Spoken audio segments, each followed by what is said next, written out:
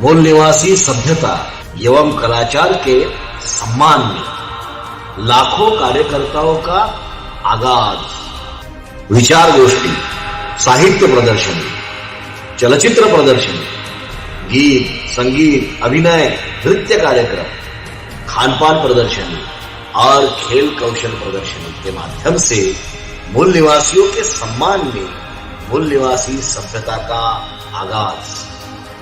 मूल निवासी सभ्यता संघ का पहला राष्ट्रीय अधिवेशन नागसेन वन परिसर, मिलिंद महाविद्यालय, संभाजीनगर, औरंगाबाद, महाराष्ट्र, 26 एवं 27 अक्टूबर 2022।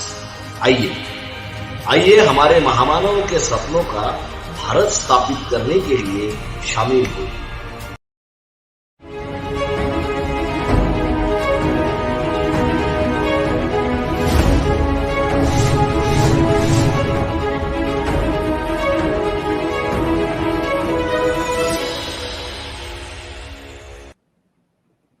जय भीम, जय मूल निवासी, जय संविधान, जय Bharat. Once again, welcome you all to MNT News Network's special prime time session. As today is Sunday, and as all of you are aware that every Sunday we are organizing the discussions in English, specifically considering the southern part of India as well as the international viewers are considered. For them, we are organizing this session in English on Sunday at 8:30 p.m. and on other days we are organizing the session in Hindi. Also, we are going with various local languages also, depending on the time schedule and their frequency of organizing this.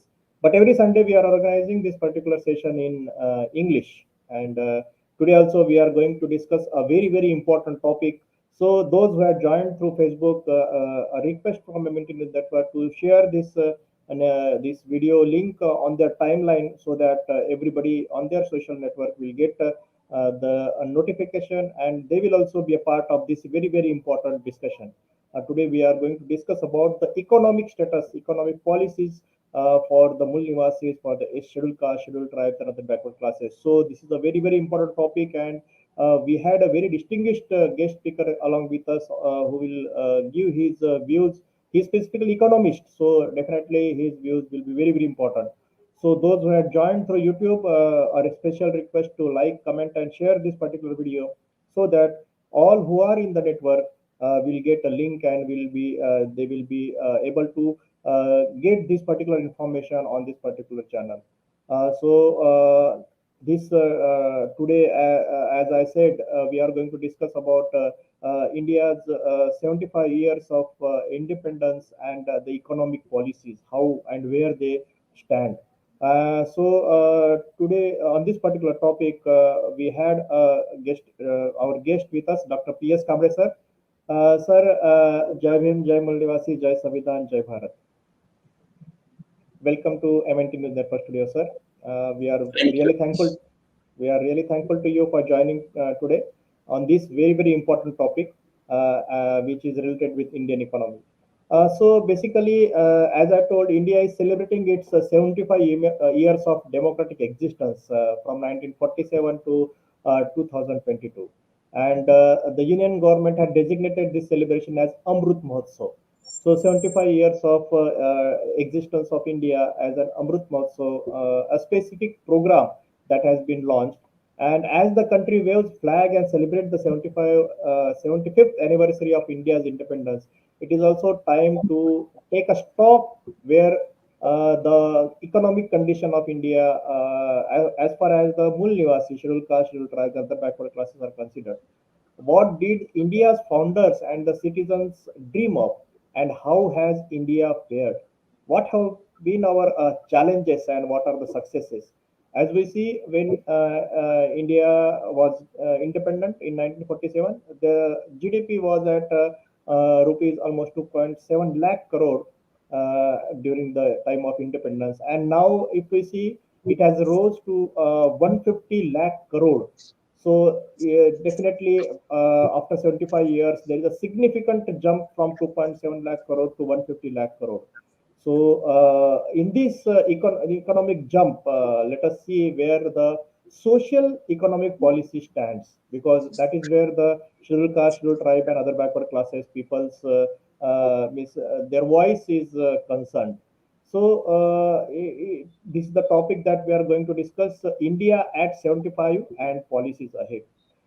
So, sir, first we would like to know from you about these 75 years of economic existence from as an economic eye.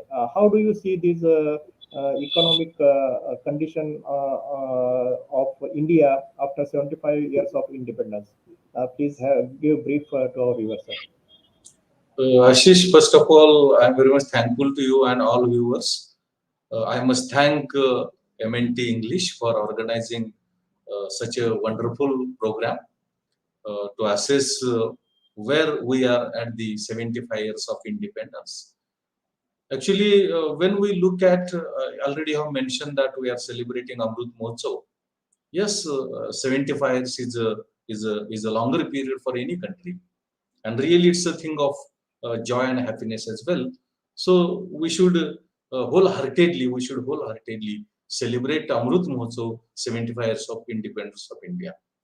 Already you have mentioned that it's also a high time, it's also proper time to take a stock of where Indian development has been taken place, or India is there so far as development of India is concerned. And when we try to examine and analyze and assess development of India, when I am referred to development of India, it can have two dimensions or aspects. Number one is economic dimension or economic aspect, and another is social dimension. Total development of the entire country, development of entire country is made up of economic development as well as social development. And we have to look at, in the real sense of meaning, really it's a time to celebrate Amrut Mahotsav in the positive sense of meaning, or only just it is formality and no connection with Amrut Mahotsav. Amrut Mahotsav is a happiness thing. It's happy thing. Whether all and one and all in the country, being citizen of India, are celebrating Amrut Mahotsav wholeheartedly. They are happy and they are satisfactory. As the result of that, they are wholeheartedly participating in the celebration of the Amrut Mahotsav, that is 75 years of independence, that requires to be assessed, that requires to be examined.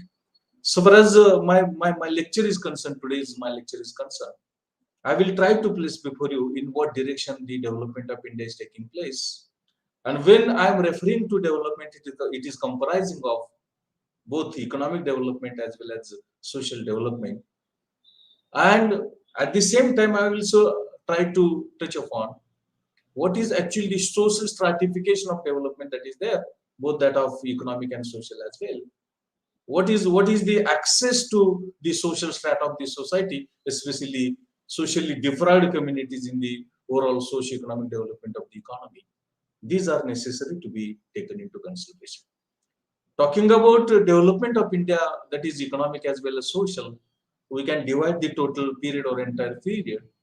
Number one is into pre-independence, post-independence, planning period, and after 91 onwards, and the latest 22. All of us know before independence there was a rule of British government before up to 1947. Yeah, up to 1947, that is before independence. The then British government didn't try much for the overall development of the economy. And the reason was simple. The reason was that Britishers wanted to realize and achieve rapid and overall development of the British economy, British people, British society, and not that of India. An entire analysis of all this pre-independence overall development of the economy that we get in a very reputed international economist, Dr. Vivas Ambedkar. He has analyzed how the pre-independence Indian economy was there, and what were the policies and direction of overall development of the Indian economy in the pre-independence period was there. To some extent, Dadabhai Naoroji and others also contributed in depicting the picture of pre-independence India. But prominently, the efforts have been made by Dr. B.R. Ambedkar because he was an international economist of repute. and he was also policy maker. In his MA dissertation, in his PhD thesis, he has tried to analyze, even in DSc thesis also, and on the many occasions, being part and parcel of policy making during 42 to 46 in the Viceroy government's cabinet.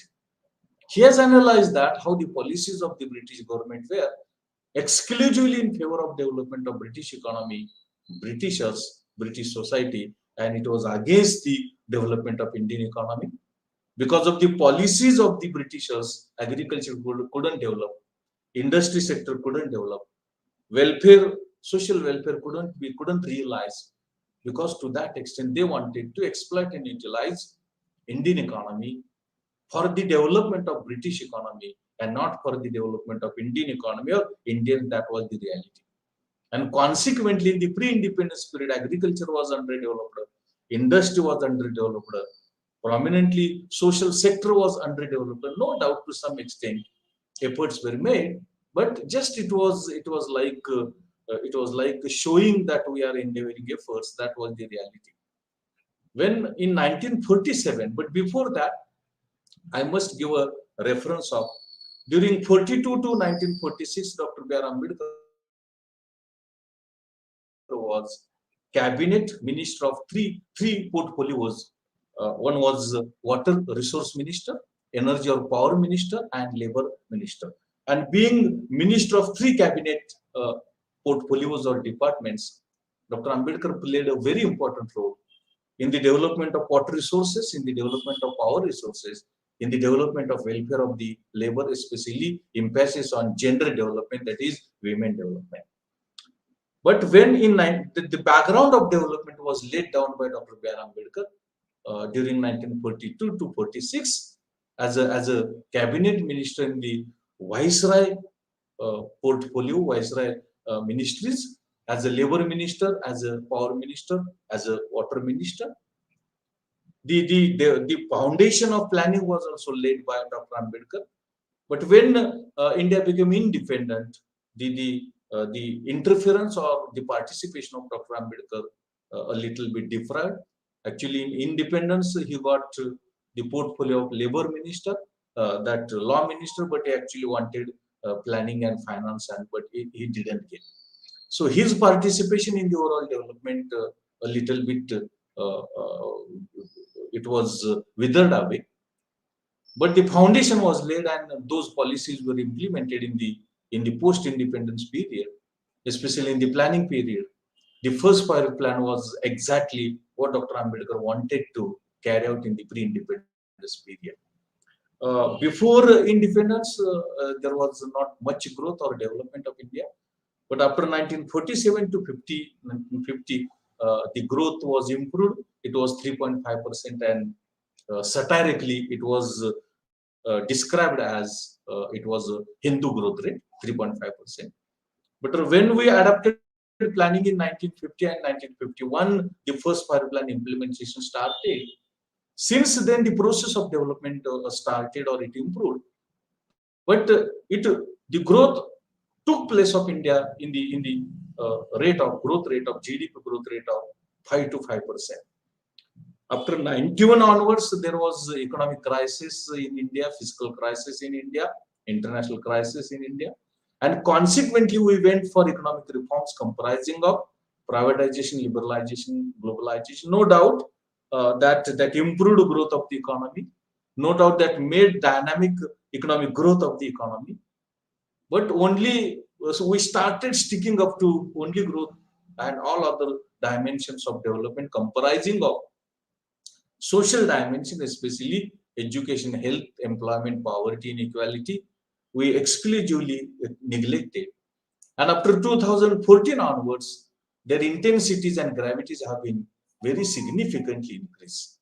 So far as overall growth of the Indian economy in the post-independence period is concerned, suppose in 1950-51, all of us know we measure economic growth of any economy, any country, in terms of GDP, that is gross domestic product or national income. I will cite some data in support of my arguments, in support of my propositions. so that the viewers or audience can well equipped with what I am trying to communicate to them. It is not only vague statements full of data support I am having, but some statistical data I will try to present place before them, so that that will be in support of my arguments and propositions and statements. Talking about economic growth of India, yes, we realized growth. Already I have mentioned that before independence, not much efforts were made.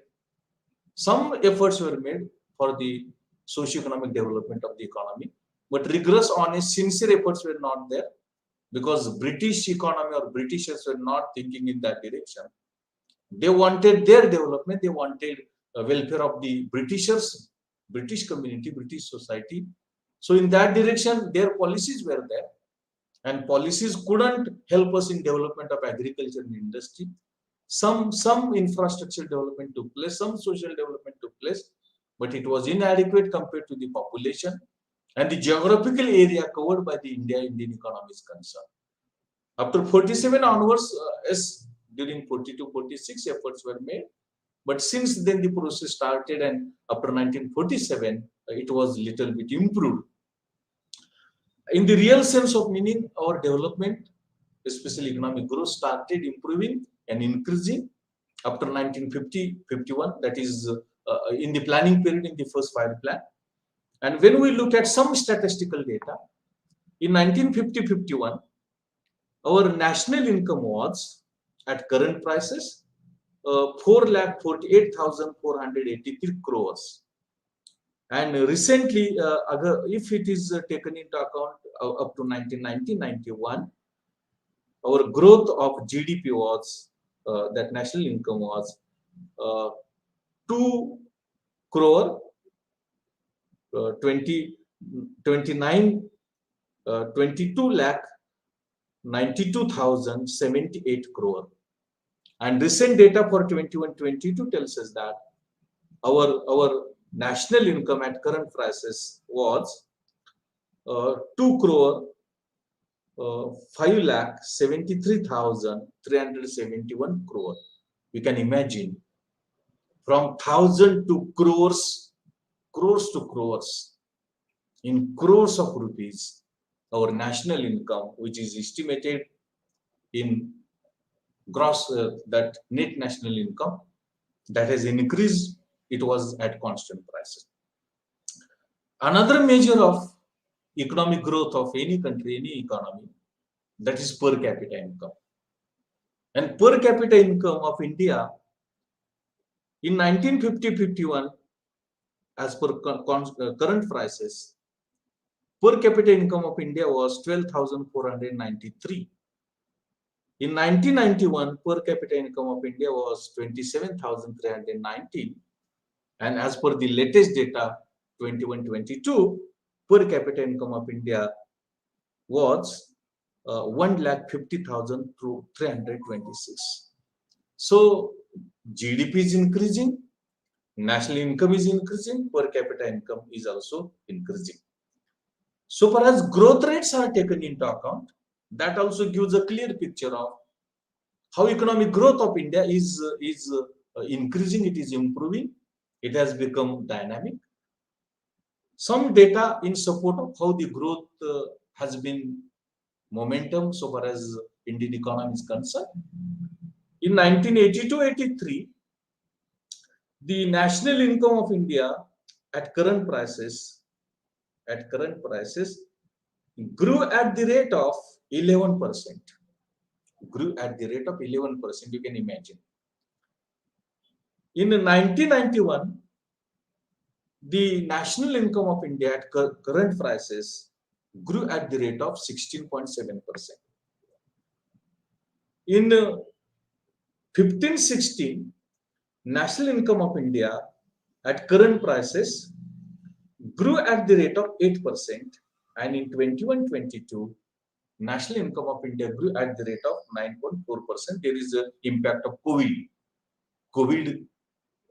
impact is there. So far as the growth rate of per capita income is taken into account, we find that in 1982-83, per capita income of India grew at the rate of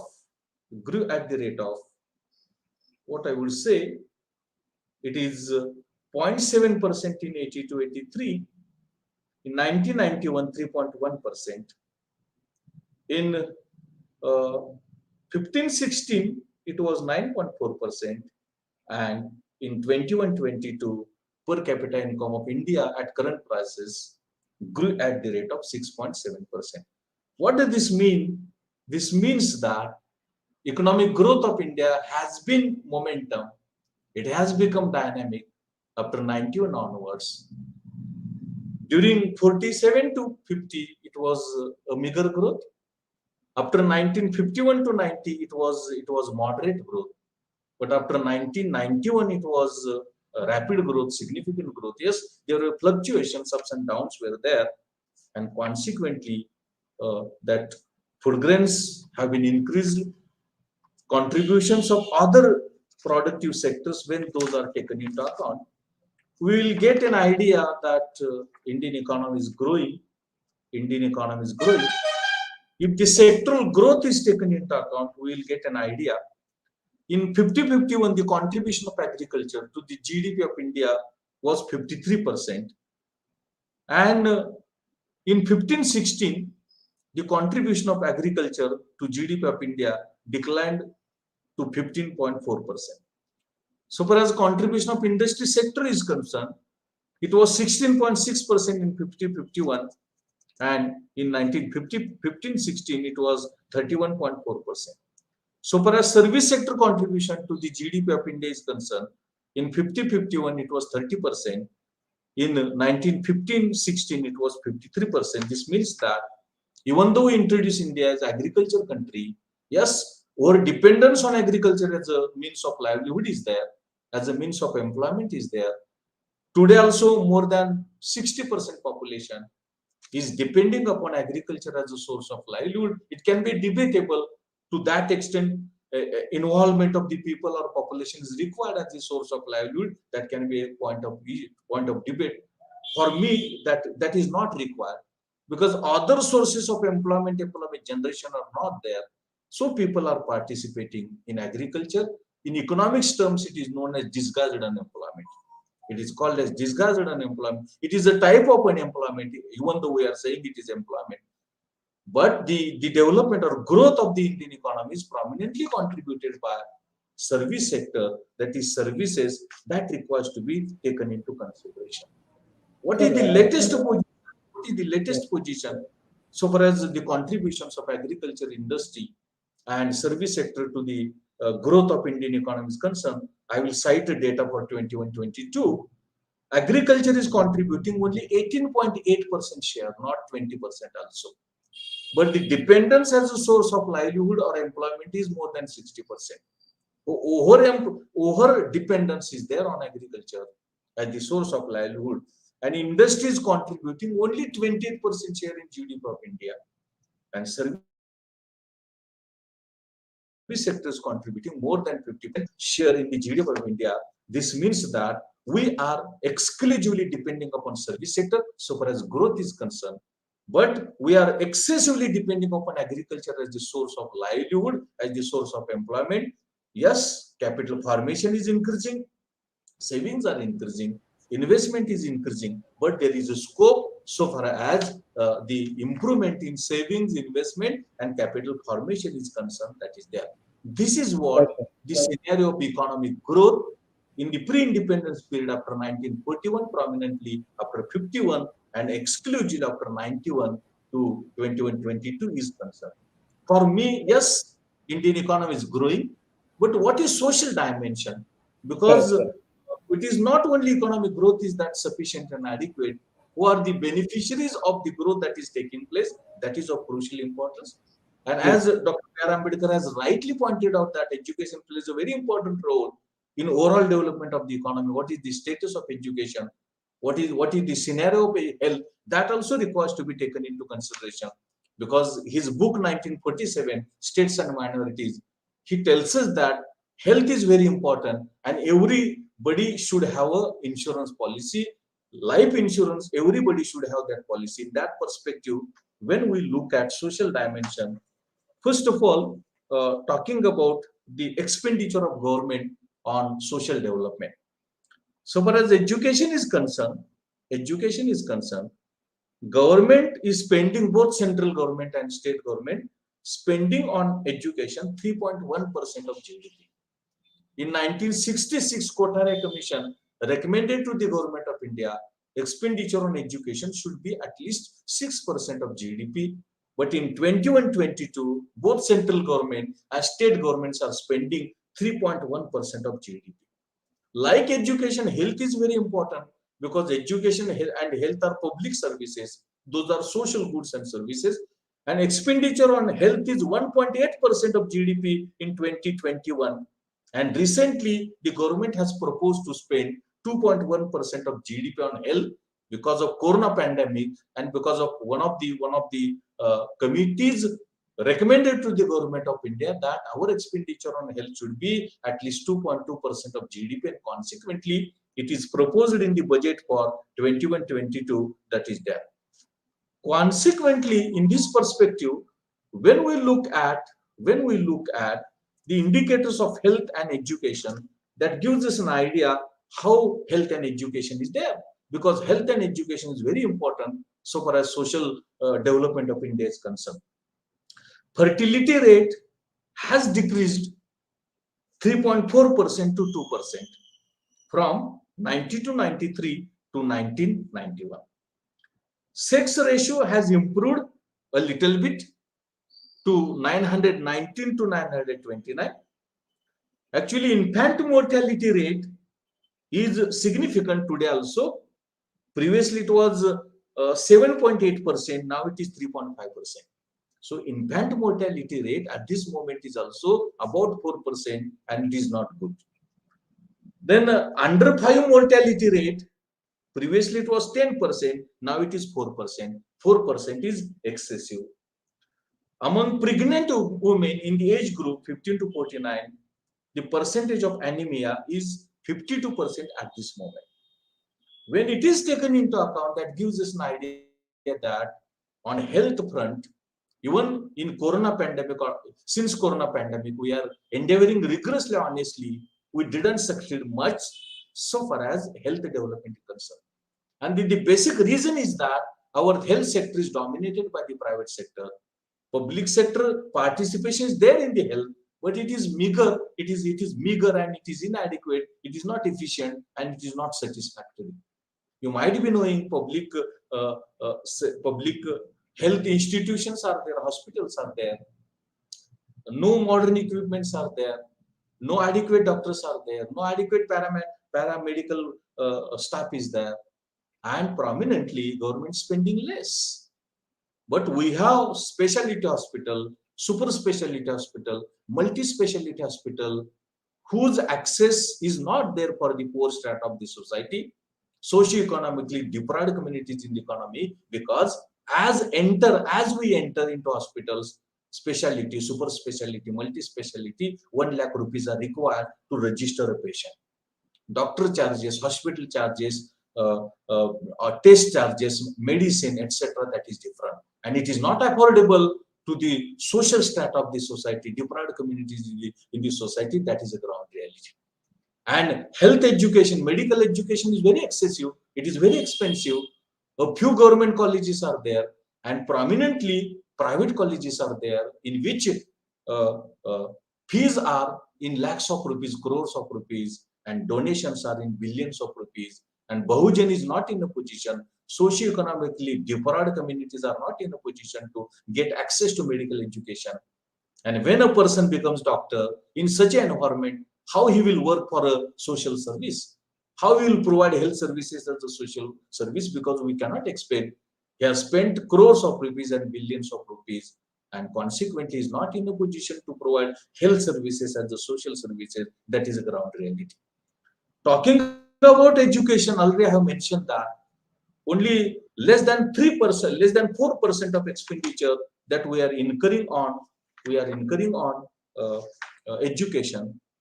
And consequently, as the result of that, what is happening?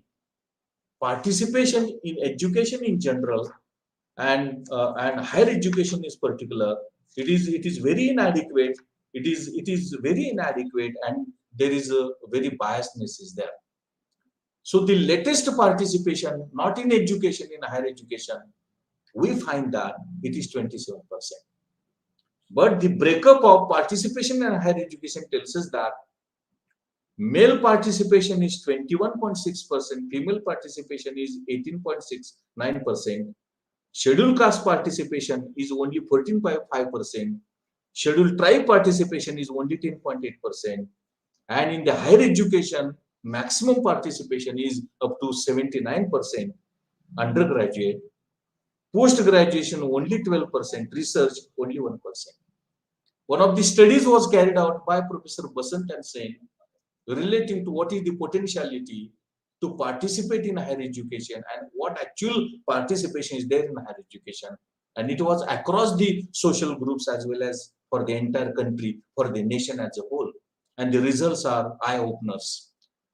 For in the age group 17 to 29, potentiality to participate in higher education for the entire country is 40.42%, but actual participation for the entire country is only 10.44%. So there is a gap of 30%. For scheduled caste, potentiality is 43%, but actual participation is 6.43%. For scheduled tribes, potentiality is 34%, and actual participation is 4%. For Muslim minorities, potentiality to participate in higher education is 40.55%, and actual participation is only only 6%.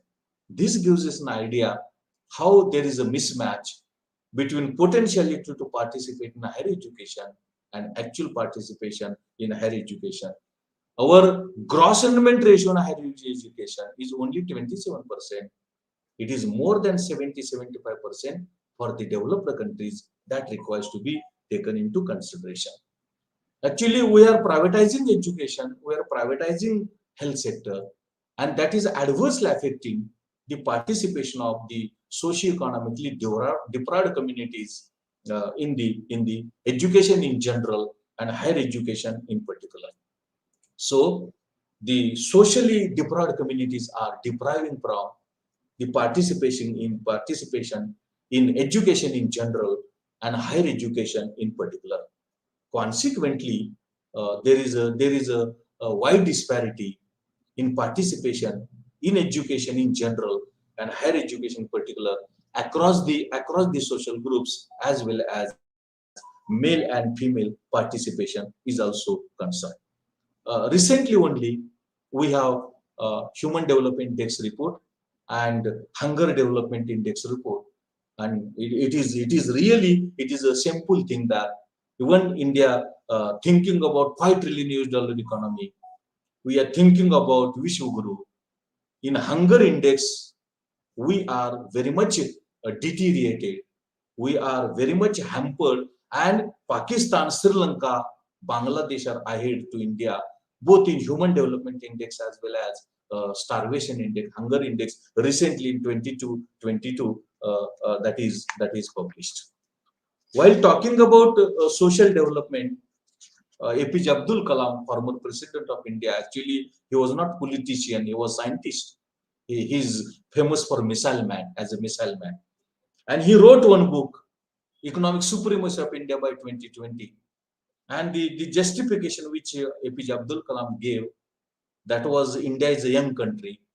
In the age group 17 to 29, more than 60% population is there, that is young population, and it is engine of growth. And when it is used productively, when it is used for development of the economy, definitely Indian economic supremacy is possible. Economic supremacy can be realized, that is there.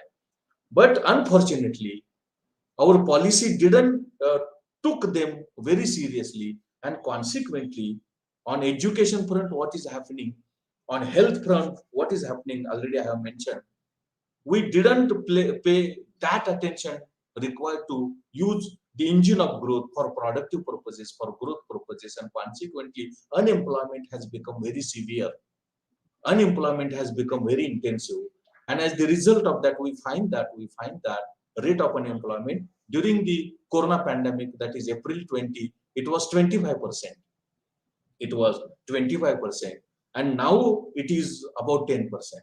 Economic theory tells us that rate of unemployment up to 3% is bearable, it is affordable, which is known as natural rate of unemployment that can remain in any country because of the policy change, because of the taste and habits of the people change. It is because of the demand for commodities and services change. But at this moment, the rate of unemployment is 10%.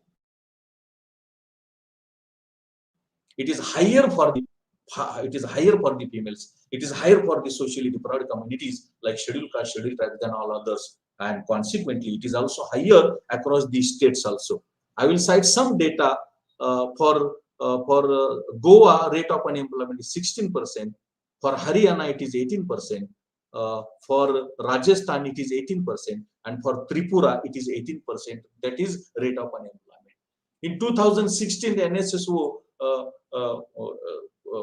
declared one report, and in that report, rate of unemployment was only 6.2%, and it was the highest in last 45 years. But at this moment, rate of unemployment is 10%, more than 10%, and it is a thing of serious concern. It is very serious.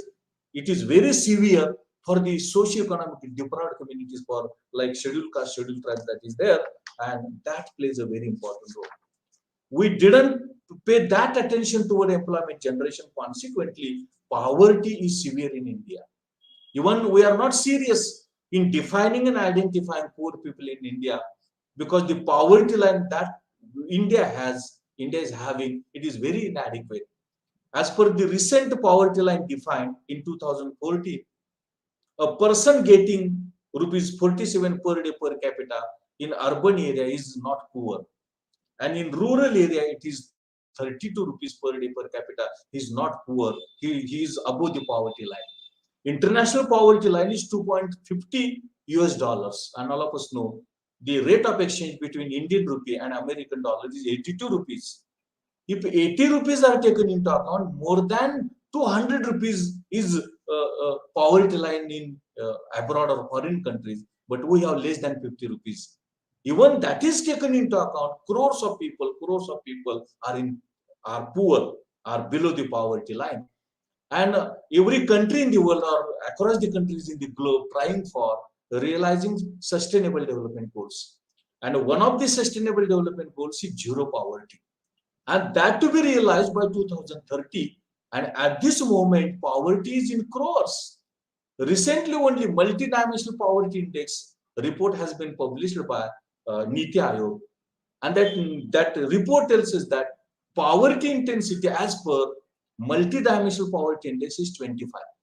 We are 140 crore population, 25%, it is about 50 crore population is multidimensionally poor. If that is taken into account, when in coming, how we are going to realize zero poverty in coming 7 to 8 years, that is $1 billion question.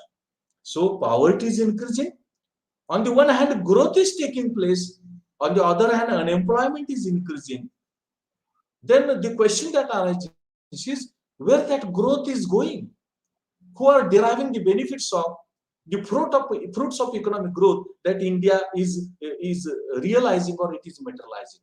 And the answer is that inequalities are growing very rapidly and significantly. Inequalities are growing very rapidly and significantly. Whatever growth is realized, whatever growth is achieved, that is unequally being distributed. It is unequally being distributed. Some data relating to economic inequalities I will try to place before you. That will give us an idea. Economic growth is taking place, but the fruits of growth are not reaching to all strata of the society, to every citizen of the society. All of us know Constitution gives right to survive, right to life.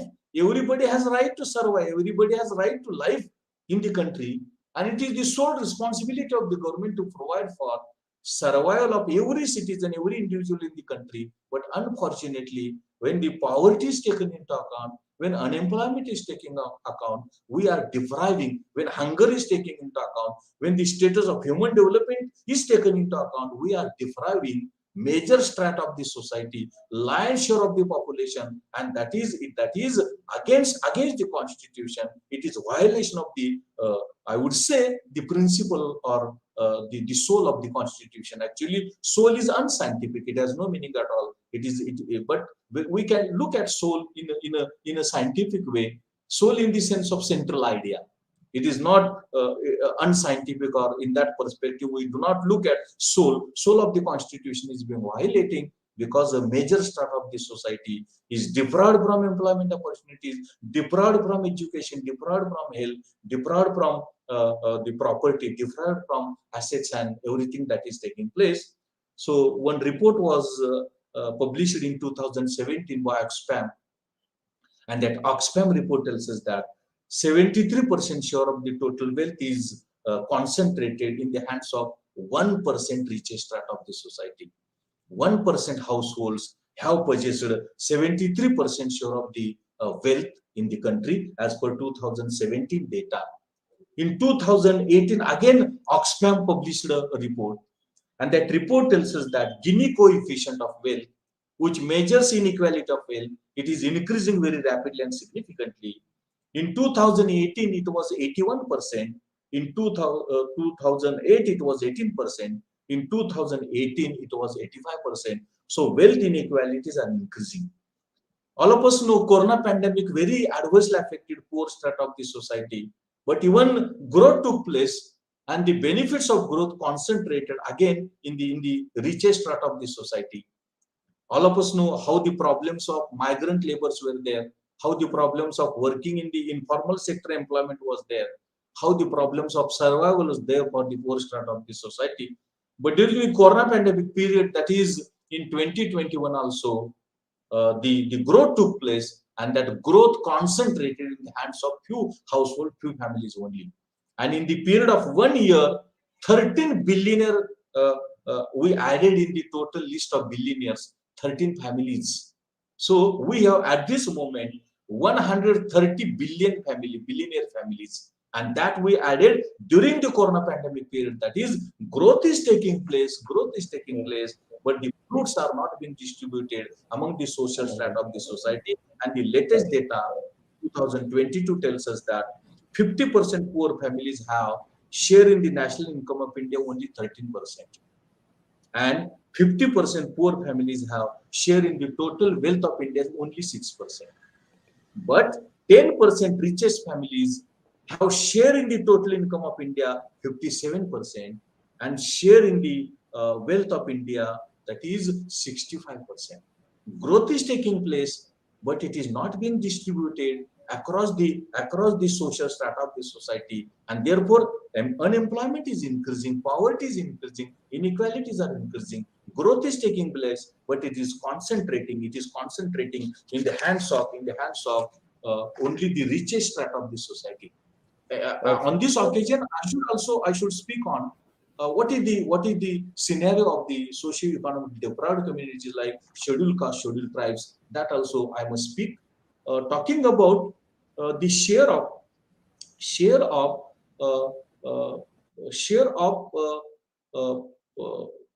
that upper strata community share in the total wealth is 45%, and their share in the total population is only 21%. OBC's share in wealth is 31%, and their share in population is 36%. So far as scheduled caste is concerned, their share in wealth is 7%, and their share in total population is 19%. This gives us an idea how the scheduled caste, as a socially deprived community, is suffering from inequalities in wealth.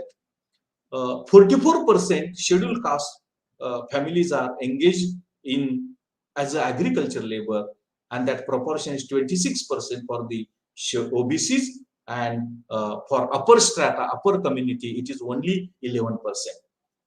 Again, talking about the participation in education and other social aspects, that is also of crucial importance to be taken into consideration. And that gives us an idea what is participation of scheduled caste, scheduled tribes, and OBCs in education. If secondary and higher secondary education is taken into account, 97% participation of the upper caste students is there. It is only 73% for scheduled caste, 80% for OBCs, and for scheduled caste in 2018-19, higher education participation is only 21%, but for upper caste it is 43%, and for OBCs it is 29%. This gives us an idea so far as housing is concerned. For scheduled caste, only 18% population is staying in houses.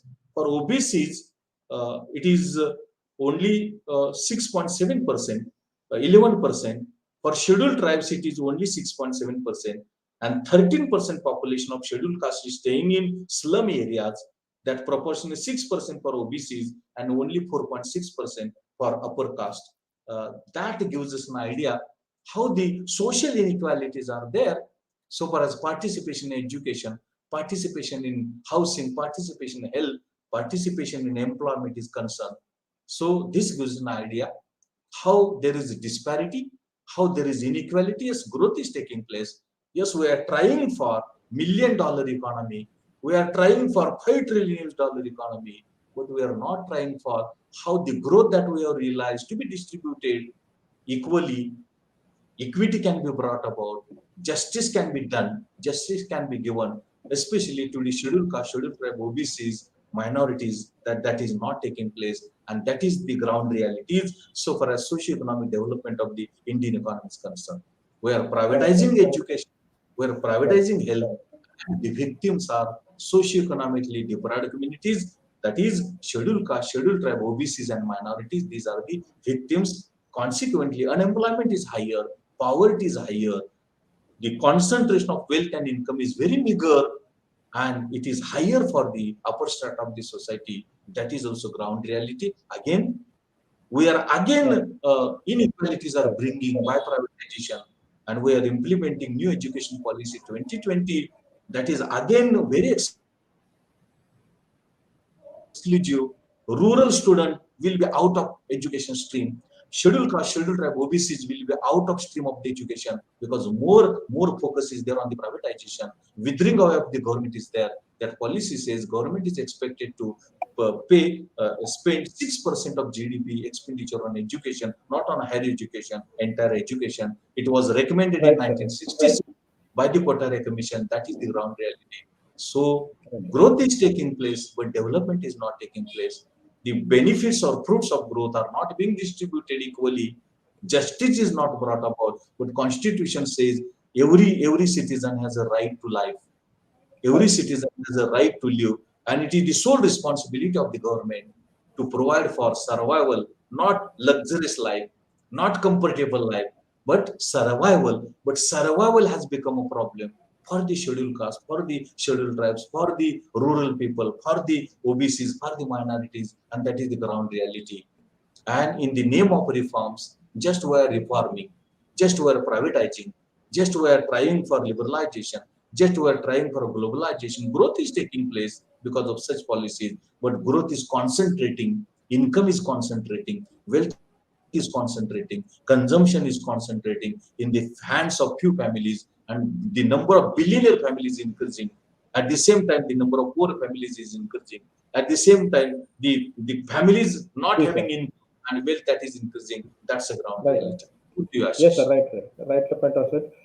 Definitely, as far as the 75 years of independence is considered, India is growing, Indian economy is growing, but as rightly explained and elaborated by you, sir, definitely major population who is the scheduled caste, scheduled tribe, and other backward classes, they are not part of this growth, and they are still deprived. And the future also, if such type of policies are continued, then the gap between the economic gap between the poor and the rich, that will again get increased and strengthened. And though India will grow, but the Indians, the Mul Nivasis, the Scheduled Caste tribe, and other backward classes, who are almost 85% of the population, their economic situation and criteria will not go.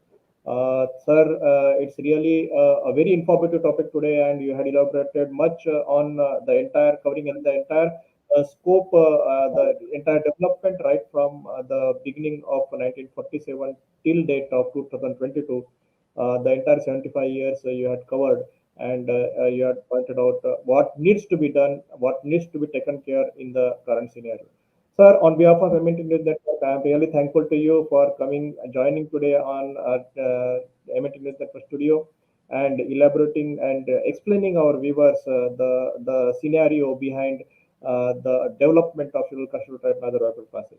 Thank you very much, sir. We will again invite you on some other day, some other topic, and hope you will again rejoin us and explain our viewers, sir. Thank you very much, sir. Thank you very much. It was really my pleasure. Thank you, one and all. Thank you, viewers. Thank you, Ashish. Thanks a lot. Thank you. Thank you. Thank you. So it was Professor P.S. Kamble, sir, who had joined today and explained us about the economic condition of the scheduled caste, scheduled tribe, and other backward classes are considered.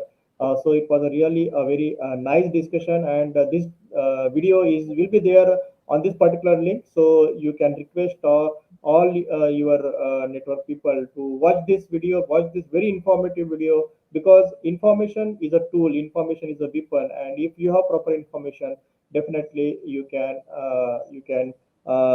be part of any discussion anywhere in the world, and you can win if you have a data with you. So with the help of this data, it will be really helpful to you to discuss on the real problem, real aspects of scheduled caste, scheduled tribe, and other classes. So thank you very much for joining today. And tomorrow, it is Monday, and tomorrow we will be having panel discussion in Hindi. So tomorrow we are going to discuss about the organization BAMSEF and its limitations. So the topic for discussion tomorrow is BAMSEF क्यों एक गैर राजनीतिक, गैर धार्मिक और गैर संघर्षणात्मक संगठन है? Why BAMSEF is non-political, non-religious, and non-agitational organization is the topic that we are going to discuss tomorrow. And the panelist who we had invited is Mul Nivasi Dr. Sanjay Ingoli, who is National General Secretary of BAMSEF. So be with us and be joined tomorrow at 8:30 p.m. So that this important discussion, you will be part of that one. Thank you very much for joining today. Jai Bhim, Jai Mul Nivasi, Jai Samvidhan, Jai Bharat. In Aurangabad district of Maharashtra, India, under the umbrella of the World Heritage of Ajanta and Ellora, at Nagasen Forest area, in the revolutionary land of Milan College, first National Convention of Mul Nivasi Sabhyata Sangh has been organized on 26th and 27th October 2022. Whose grand divinity is becoming an example and is going to establish history itself in the form of historical milestone. Distinguished artists from different states of the country shall join and participate with their voice and with their artistic civilization. You can feel the gravity of the program through this main gate entrance. This land, spread in hundreds of acres, belongs to People's Education Society, founded by Baba Saheb Dr. Bhimrao Ambedkar. On this historical land, this convention is going to happen. In this 2 days convention, there will be an inaugural session, cultural program, film festival, literature, melodious song, painting and arts, followed with unique performances from all over India. This convention shall be inaugurated by well-known film director M. Karuna Kumar.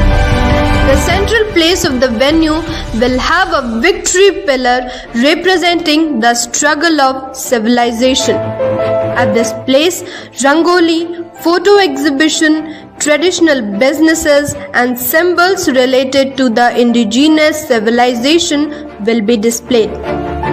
This is an artistic forum where talented artists from different states will present their art. through which the mother tongue spoken by different states, knowledge of dance and tradition of each state will be known. This will help an important role in building brotherhood. Now we are moving towards the venue of film festival. As you are aware, this medium is the most effective and powerful medium of mass communication. In this film festival, documentaries, short films will be screened whose focal point will be in society and nation building. Any philosophy, doctrine can't be digested with empty stomach. Realizing this, food stalls have been arranged. These food stalls has characteristics of tasting the food from every nook and corner of the country. There will be no exaggeration in saying that music and art of medieval age of India was of golden era. This has been proved by Sant Kabir, Ravidas Maharaj, Guru Nanak Dev Ji and other saints from different parts of the country. Today also, it is of utmost importance. Considering its importance today and its historical background, different artistic and cultural programs has been organized.